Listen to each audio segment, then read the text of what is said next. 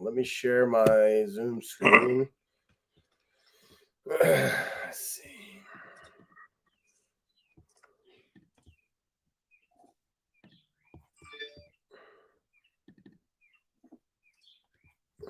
There you are.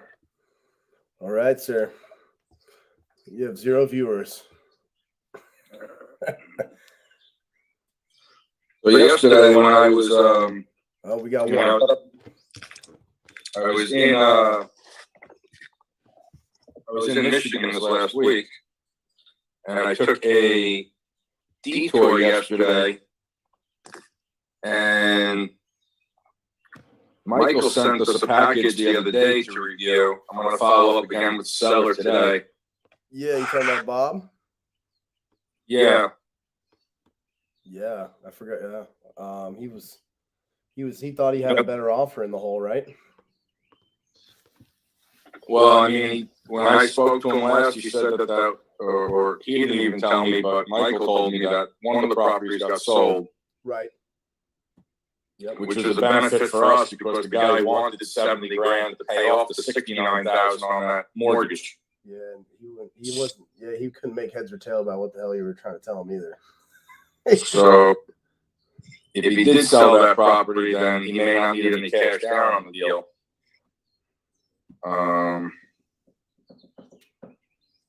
But either way, that package was in Cleveland. Yeah, hold on. Beautiful Cleveland. I had to get that to come in. You could just share your screen on your phone if you wanted to. But I stopped in Cleveland yesterday to see what these properties were like. I mean, I guess I'll talk to Michael later today. Yeah. Have you guys done dispo in Cleveland before? Not a ton of stuff. Cleveland's just always been. I mean, we have we've done duplexes, but single families is tough. Why is that? Because they're a dime a dozen there? Yeah, but from my understanding, these are in River. I can't remember what exactly the neighborhood was called, but the little area that they're all in apparently is a much more prosperous side of town.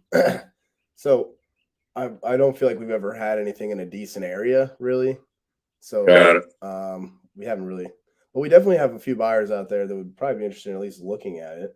So okay, that's good to know. Yeah, if we get it tied up, we can definitely get some bodies through there. It's just while I was driving across country, I did maybe 2,500 miles in the last few days, and lots of people send you what they think are deals, right? Help me make an offer here, or maybe they already have a contract and they're looking to assign it, right? Right. You drive through some of these cities, and mind you, most people are doing this virtually, right? People aren't, they're not getting in their cars. It's not a referral, right, from an uncle or something, or a city that you've ever been to, maybe. Right. And, for the most part, I mean, where did it hit me? I was driving through Toledo, Ohio, right? Right. And I was just thinking to myself, like, shit, I'm never going to do a deal here. You mean you're never going to personally purchase a deal there? Or you're never going to actually be able to move anything there, period? Houses were so inexpensive. Yeah. Houses were so damaged. Right. That, take your pick. Right. That's exactly right on some of these cities, for sure. And now, mind you, I was driving to Detroit, which has some very nice pockets, but it has some other pockets also with holes in it. Right? Yeah, 100%. And I've seen deals, from Detroit, and $20,000 house, light fire damage. Well, half the houses on the block have fire damage. Exactly. So it's been brought to me before with row houses. Anyone that doesn't know what a row house is, Dalton knows what a row house is. Okay. Well, yeah, row houses are tough, man. They're tough. Unless you're buying the whole row, Right. or that whole street. Right. And that's that's exactly right. That's what most of these houses, in Detroit, in these major cities, St. Louis, Pittsburgh, right? All these Toledos, like you said, the trash, and there may not be good inventory for homes that people want to buy right now, but there's lots of trash inventory of people that they don't know what to do with the homes. They're praying to the Almighty that somebody offers them some money to take it off their hands, Yeah, exactly. I guarantee you. And then you'd acquire these properties and you'd be responsible for the taxes on them. Right. So just get out of here, bud. I know inside of the blueprint that we're providing people with the all-in-one, it's specifically showing you the cities and states that we want you to focus on, right? There's lots of them. Yeah. Right? There's more than what's even on the list that we provided, right? So 100%. if someone, for whatever reason, they don't want to be involved with these states and they want something different, just reach out to us and, we'll put that together for you. But, yeah. To lock up this deal, and we're going to try to get this one in Cleveland, right? That's kind of why I was asking before. We already got network there, right? And it's hard to build a network there because it's borderline. Yeah, exactly. So you actually drove by all the houses? Not all of them, no, a few. Yeah. How did they appear from the street? I wanted to feel the area and stuff like that and see what it was like. I've never been there, so I had the opportunity. It was a couple hundred miles out of the way, but I jumped on it and took advantage of it. It was Sunday. I didn't even call the seller. I wasn't looking to get into the properties. Right. You can get a good idea of the easy route. Totally. So what were those neighborhoods better compared to? I'm sure you drove through some questionable neighborhoods. Were these in seemingly better pockets, or? Yeah, I guess you live in a nice neighborhood in North Carolina, so it's pretty hard to. It fits the rent that they're getting, right? So, to get $900, look, he's not getting $900 in a $1,500 neighborhood, right? Which is kind of what I wanted to see, right? Is there meat left on the bone here, right? Can you increase rent? So sure, 900 can be 1,000. You probably increase it with everything that's going on, but it's never going to be an $1,800 property. Right. So the numbers don't check out. So from what you saw and what you chatted with him about, obviously we don't know anything about repairs. He's claiming they're all gorgeous, but they're all gorgeous and occupied. Right. So a great way to look. You get a contract with the seller here. You're buying properties with already existing tenants inside of it. You can ask them to, you give them a little letter, right? And you ask for it to be, filled out by each tenant in there. So if there's eight properties, 8 tenants, I'm expecting to get 8 letters back, right? Each one of these letters is going to state anything that's wrong with the property, right? So if all 8 of these people write back, it's the best house ever, it's immaculate, I want to rent it forever, right? Great. But I'm looking to find out if the dishwasher doesn't work, or if it leaks when it rains, or if the toilet doesn't flush, or anything like that. You can get that directly from the tenant, right? Because honestly, once you close on this, the tenant's not going to have any problem bringing the stuff to your attention. So to find out firsthand before you close if there's any deferred maintenance, it could also help you negotiate further. That's the slickster word right there. Does it need repairs? Deferred maintenance, everybody. That's is there anything that should be done that hasn't been done? Exactly. Right. So reaching out to tenants is a great idea. That is a good idea.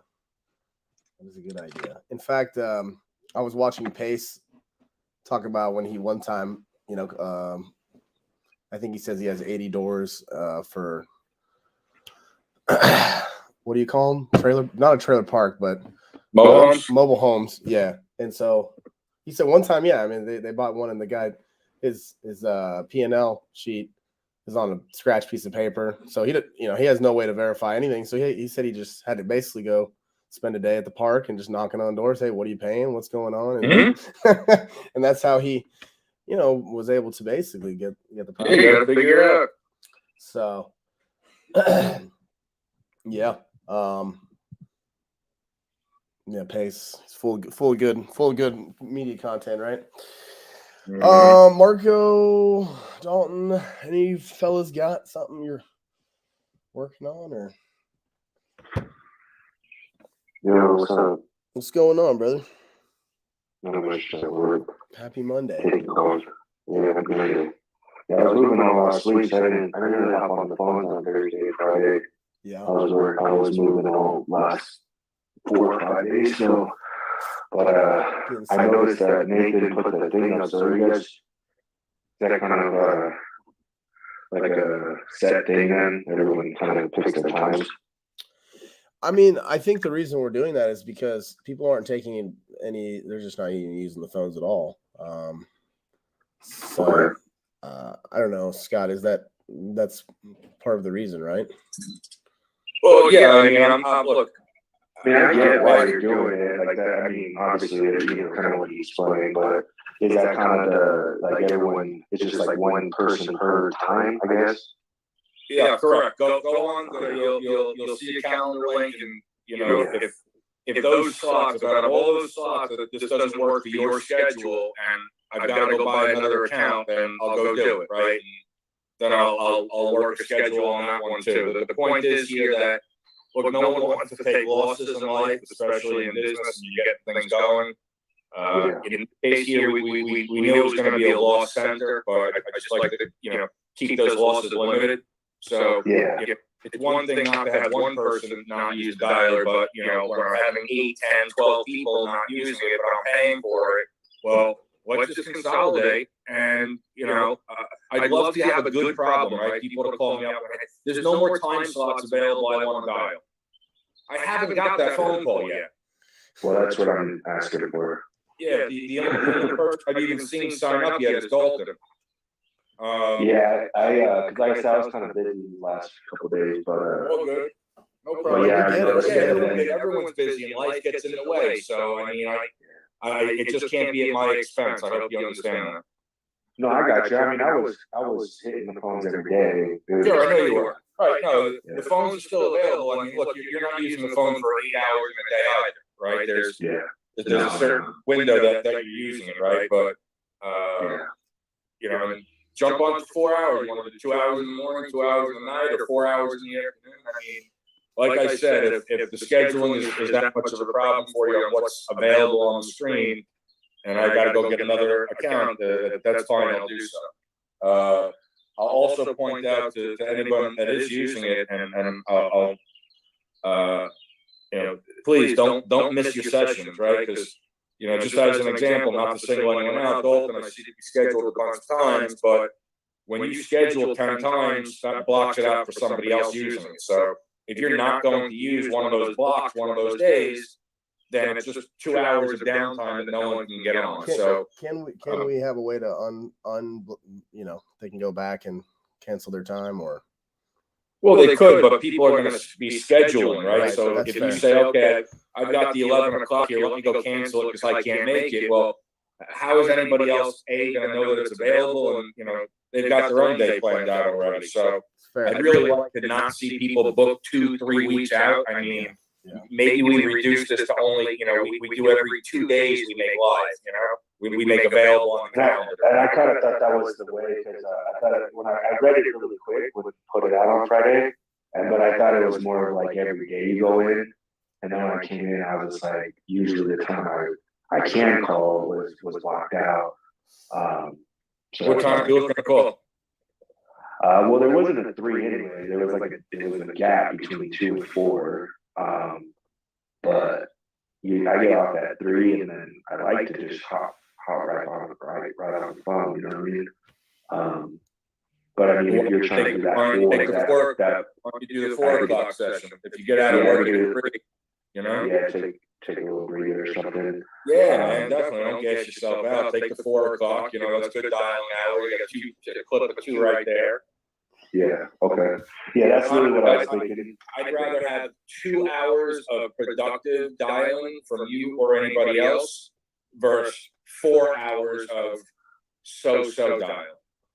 Right? Yeah. It's true. It's hard to go more than, honestly, 8 hours. And I'm on the phones at work for 8 hours, so a little hour would probably help. Yeah, man, definitely.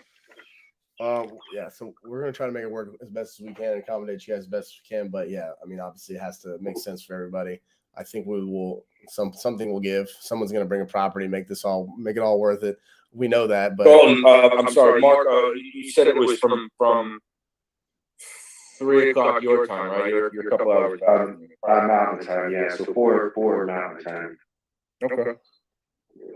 All right, yeah, look, we'll figure it out. Look, like I said, I didn't expect one person to jump on and grab a bunch of dates, but then again, I haven't seen anybody else jump on it either. So, you know, we'll make it work for your schedule, all right?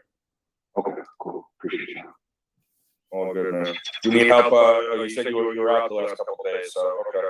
Yeah, I don't get much. I got someone that said maybe call back in a few months. They're thinking about moving closer to family, so I got on that pipeline, but they're nothing too crazy yet. Got it. Okay. All good. okie dokie. Appreciate that. Hey, I was Appreciate gonna you guys. ask I'm you gonna hop out about Sundays. Okay. All right, Marco. See you. What was the question? On the calendar, it doesn't have any time slots for Sundays. That's strange. We typically don't cold call on Sunday, but you can if you like. Yeah, I'm just so time crunched that before I was getting 5 or 6 hours in Saturday and Sunday, so. Yeah, we can open it up for Sunday. That's not a problem. That'll be nice. Okay, sweet. Hey, Dalton. Is cold calling on Sunday effective? What's your experience then? I mean, hasn't seemed to be ineffective. I mean, I think we've done it for 2 Sundays and we've got like 4 leads, but they all ended up unqualified. Okay. Yeah. I mean, I would think Sunday would be fine.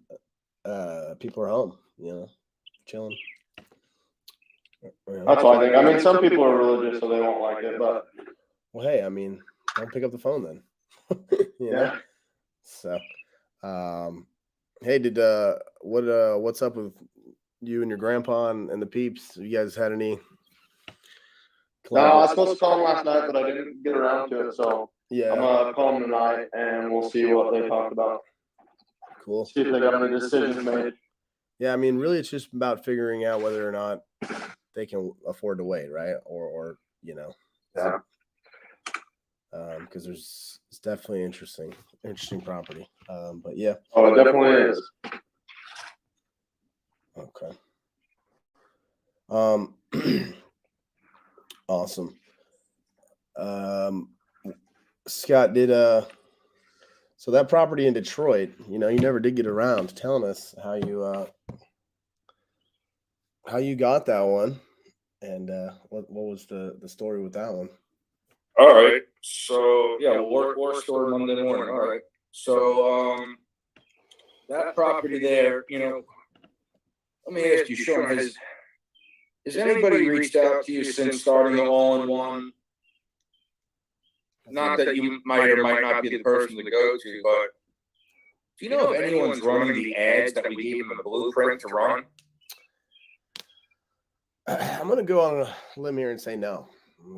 I would think no. Do you know if anyone's using the $500 credit coupon from Google to run $500 of Sergey Bin ads? I have not heard anybody mention that to me, so I'm going to go with a no. I'm going to go with you on that one too, man. Yeah. You know, it's funny, right? You know, people have limited schedules and people want to work on Sundays. I mean, guys, go outside, enjoy your life. Let's not make ourselves crazy here. Let's work smart. You know, we can work hard, but we got to work smart. You know, to not have these ads running in the background, it's just shame on you. Right? All you guys here that are taking the time out of your days to dial. Marco, I think you just mentioned you were away a couple of days last week. Yeah, Marco left, but yeah, he was busy last week. What better way to have these ads running in the background? So now when he's in on Monday, right? He said he works an 8-hour day, and at the end of that day at 3 o'clock, then he wants to jump onto this business. He's going to go do what? Use a multi-line dialer and speak to people that have no interest in selling a property? Why? why not speak to someone that's already filled out your form on your webpage? Yeah. I mean, not for nothing, Nathan put a lot of work into getting that blueprint right. When you go there and look at the blueprint, it's going to give you the exact copy that you need in these ads. Heck, we're even setting up the page for you. Has anybody in the all-in-one program? I mean, I can't believe that people are in this program that they're not even on these meetings in the morning. But Yeah, has anybody even bought an 800 number? I would think I would say no. I think Guys, we get these ads running here. You're not going to be working cold calling on Sunday. You're not going to want it. There's not going to be time to. You're going to be speaking to your qualified people, your warm people that are showing interest, that they need help, that they're motivated. So, I mean, honestly, I'd love to see some people, and it's $500 free. yeah. So my first 3 deals that I got, 2 of them didn't close. So 2 contracts I got. Well, all 3 I got through pay-per-click ads, right? When I was doing this, when I started, Google was giving $150 in ad money. And the cool thing about Google is different than Facebook. Facebook will charge you every day. Google will let that dollar amount run up through the month, and then they'll charge you at the end of the month. So basically, you can run You $1,000. can set a limit, right? You can set a limit where it will shut itself off. So you don't have to sit there and set a limit, a budget of $500, and you'll spend $1,000, and you'll have to pay the $500 at the end of the month, 30 days, right? You'll pay $500. They're going to give you $500 worth of ads. You'll get $1,000 worth of ads for $500, right? I got 2 contracts. I felt bad when I had to cancel them because I couldn't move them, right? I couldn't dispo them. One of them I just should never have had, and then the second one, I locked myself into too small of a time crunch. right. The seller was trying to buy a property at an auction, so she needed this house closed, sold, Right. cash in hand, by like Thursday of this week. Sure, I could do that, no problem, Obviously, that's not the case, right? So It can be, but it's not something you want to. Yeah, it can be, but no. not for me being a rookie, or I wouldn't ever recommend anyone. I would never. do that. Yeah, that is not a timetable that anybody that's a rookie should work on at all. No, got to give yourself the standard 30 days. That's really the only way, unfortunately. So that first deal I made, it was a virtual deal. It was in. This is the one that I got a contract in. I had a broker do the walkthrough. I gave the broker $1,000. Had the broker take pictures. Had the broker put up a listing. Had the broker do a showing, and we sold it $15,000 over asking price in 1 week, right? And we closed on it. So running these pay-per-click ads for me, they worked immediately, right out of the gate, right? So I didn't cold call. I didn't use multi-line dialers. When I did stocks, when I was working on Wall Street, I made more phone calls than you guys ever will. Okay? I've gotten more no's than you guys ever will. Let me just put that in perspective, right? You can do the math, right? But if I got a couple hundred no's a day, and I worked at least 5 days a week, sometimes Saturday from 10 to 2, and I did this for 15 years, how many no's did I get? Well, that's about right. That's 5. How many no's did I train my team, right? When I had 20 employees working with me, right? And they all got no's all day, right? Yes. So now we're speaking volumes, right? We just amplify how many no's, right? And when you do that, you're also going to amplify how many yeses, right? So much like these pay-per-click leads that you'll run, some are going to come in, they're going to be absolutely garbage. Yes, they will. Okay, someone's going to want retail or above retail, or someone's going to want $5,000, for a $15,000 house that, they're telling you it's a deal, right? Because, it's a discount, but the neighborhood is, only worth $18,000. So you're not going to be able to rehab it and ever pull your money back out of it because the bank won't ever approve it. So just move on, right? So one of my one of my ads, I was running ads and I got a phone call, right? Because I did, you can fill out a form on ads that I did, or you can just click and call. Right, You call- exactly. You're calling that 800 number, right? So as far as that person knows, I mean, even if they dialed it by their hand, as far as they know, I'm local, right? I'm running local ads, 800 number, toll free, only call it right now. They don't know where I'm located or not, and that's the point of using a toll free number, right? Especially if you're going to be running national ads, which I was doing, right? So Mhm. I had my phone rang. I was in the middle of something. I told the seller I'd call him back.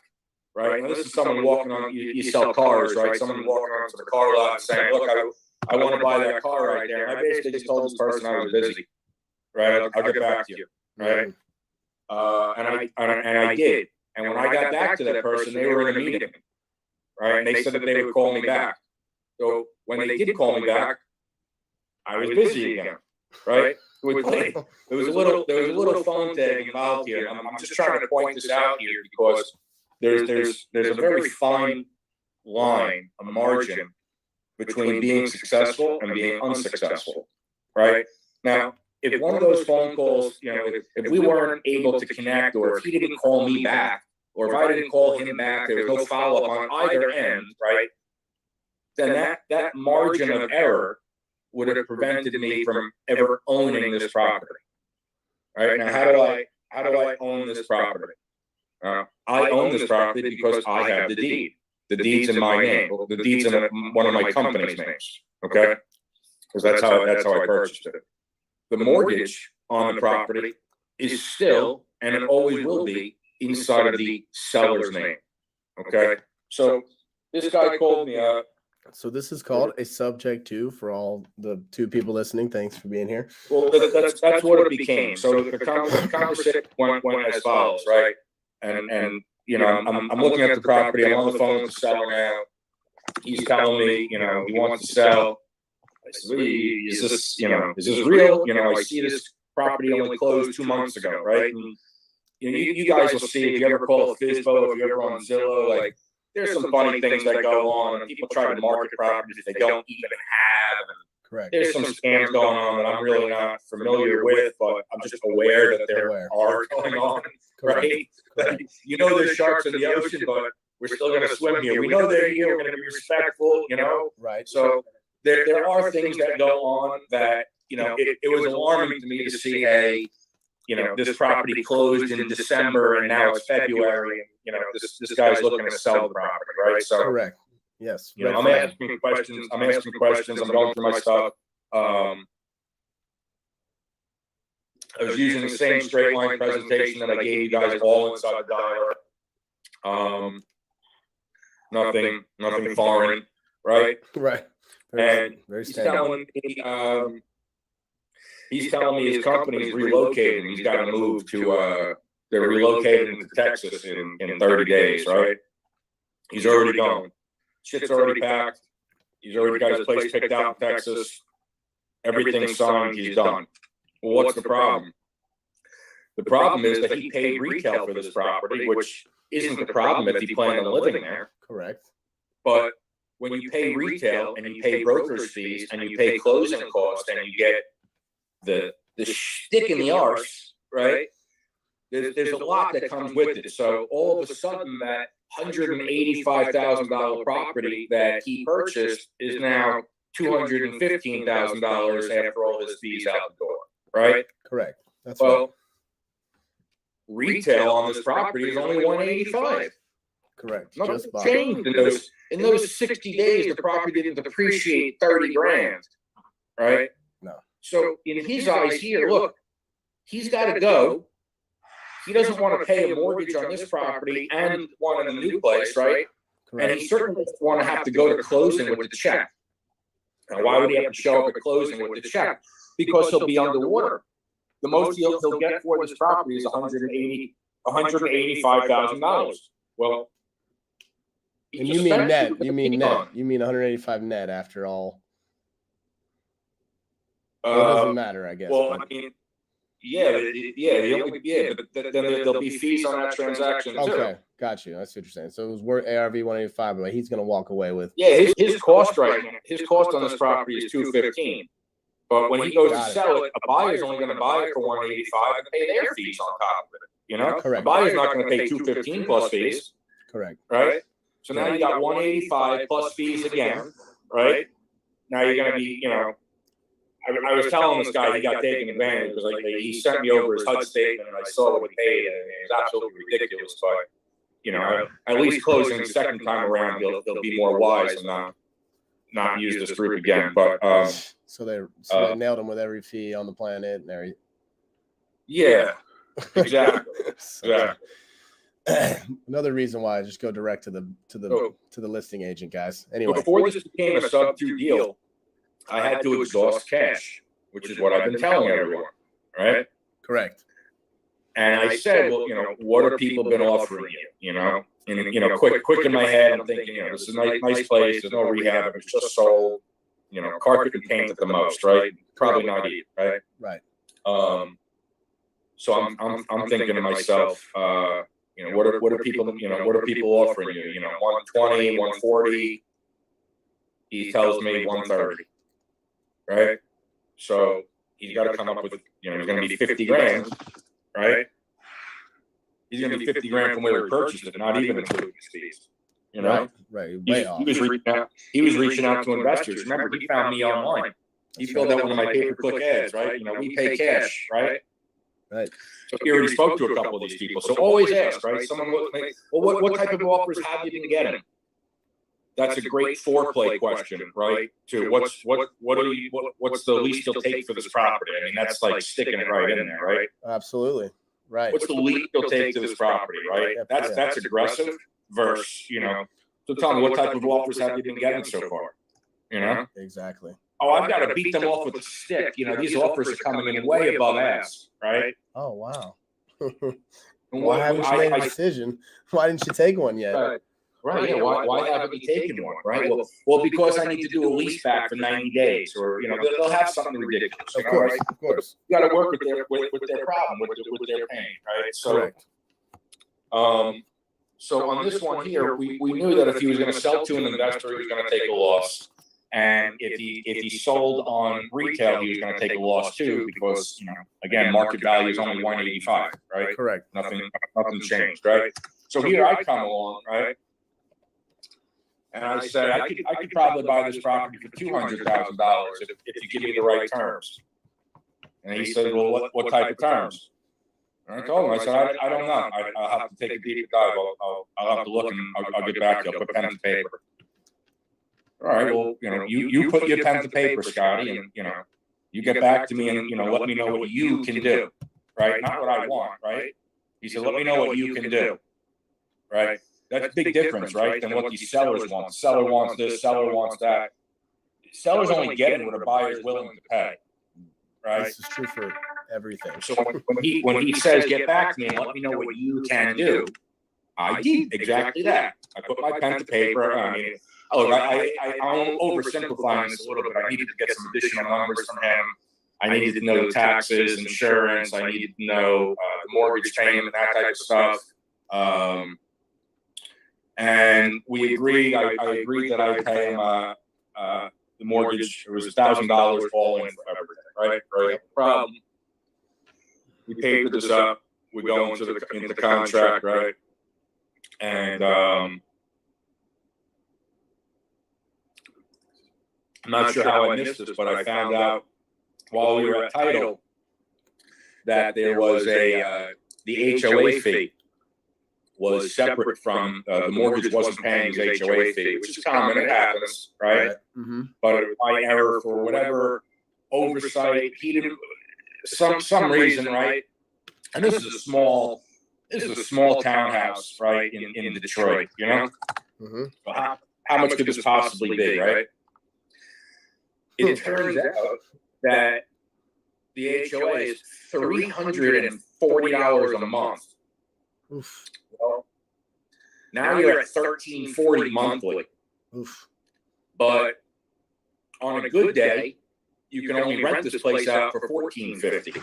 Mm, So this is what I call a deal killer. absolutely. Dead right there. There's no cash flow at this point, right? No cash flow. You've overpaid. Not a deal. So I went back to the seller, and seller and I had a conversation and said, look, I told them I have tenant buyers. I got people to put in place there. We can get the mortgage paid. That way it looks good on your credit. Nothing's going to look worse than it not being paid, but we get the mortgage paid and we keep it current and everything. I said, but the mortgage is a deal killer here, $340. I'm gonna need for you to pay that, and he agreed to pay it. So the seller currently pays for 3 years, 36 months. He agreed to pay the mortgage. I'm sorry, pay the HOA. Okay. So I pay the mortgage and stuff, and he pays the HOA monthly. All cash flow comes to me. I got into this deal for $0 out of pocket, $0 out of his pocket. Well, right? Okay. Real careful wording, right? Because again, there was a concern here that he was going to have to come to the table with money, right? So yes, this worked out for a $0 down from me, the buyer, but it's because I was able to make it a $0 down, a $0 out of pocket from the seller, right? You got to help these people out. And when you do, you can often get rewarded yourself, right? So correct. I helped him not have to come out of pocket with anything. The mortgage is still in his name. It gets paid down, right? If I ever default, he'll get the property back, and all that stuff, right? So yeah, there you go. And this so no money into the deal. But when I ask people, what are your intentions with this property, right? And everyone tells me I want a wholesale. Well, let's look at it, right? I mean, maybe I'll keep it for myself if you just want to get rid of it. But my point is that this property pays out about $3,600 in cash flow on Airbnb every month.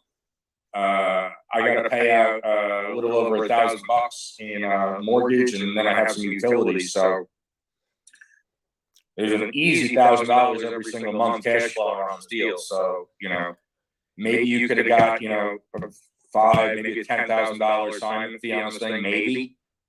Probably could have got $10,000 on an assignment, yeah.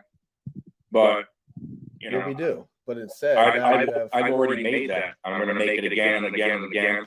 And I had the depreciation from the property, which my accountant loves, right? It's not my primary residence, so I could probably make $20,000 this year and not pay any tax on it because I have $20,000 depreciation over there, whatever the number comes out. Yeah. Are you just taking the annual, or did you speed it up and take all your depreciation at once? No, not all accelerated. Okay. There you go.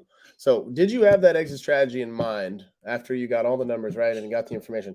You already had your exit strategy selected, right? You didn't just put the guy under contract and then go, well, what should I do now? Right?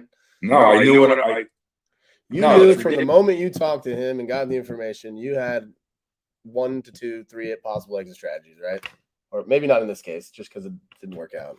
I mean, when I go into the kitchen this morning and make an egg sandwich, right? I know what I'm doing with it, right? I know I'm putting bacon on it. I know I'm toasting the bread. Like, I'm not just breaking the eggs and throwing them in the pan and saying, shit, what am I going to do now, right? So when you're tying up one of these deals, right? Why do I want this one? This is an awful neighborhood. I live nowhere near there. I don't want it. I'll make a few grand here, let me wholesale. Or, this is in a decent area. It can definitely be an Airbnb and cash flow. How can I hold on to this one? How can I keep this one? The seller wants too much money up front. How can I find that money and still keep the equity of the deal? Right? Yeah. So, or is this one I don't want for my portfolio, and I just want to get rid of it? Right?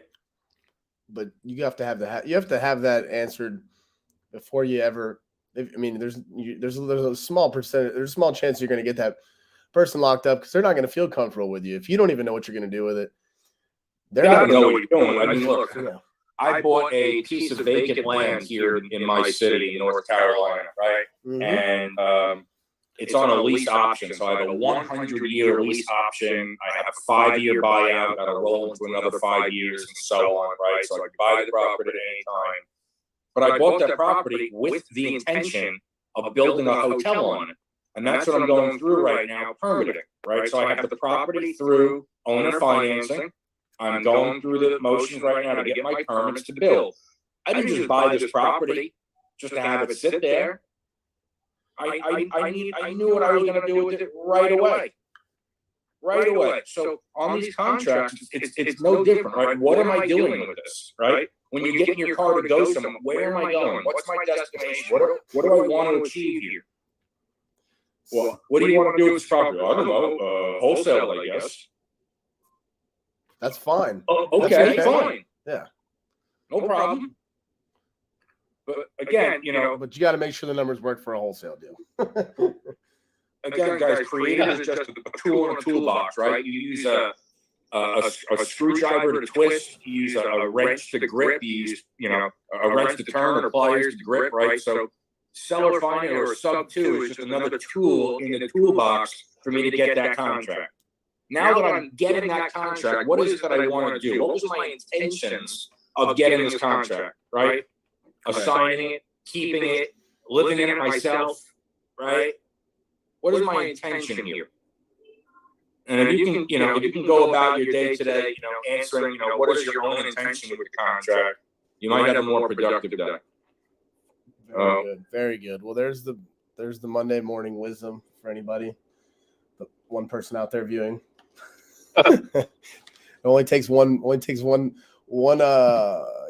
nugget for one person to possibly change the trajectory. So small potatoes, fine. But good stuff. Well, hopefully we'll have some more properties to take a look at coming up this week. Yeah. Well, everybody have a lovely and productive day. Yeah, absolutely, guys. Prosperous and productive day.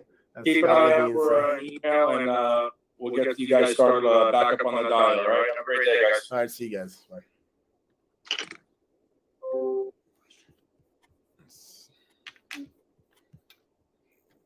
What can I help you with?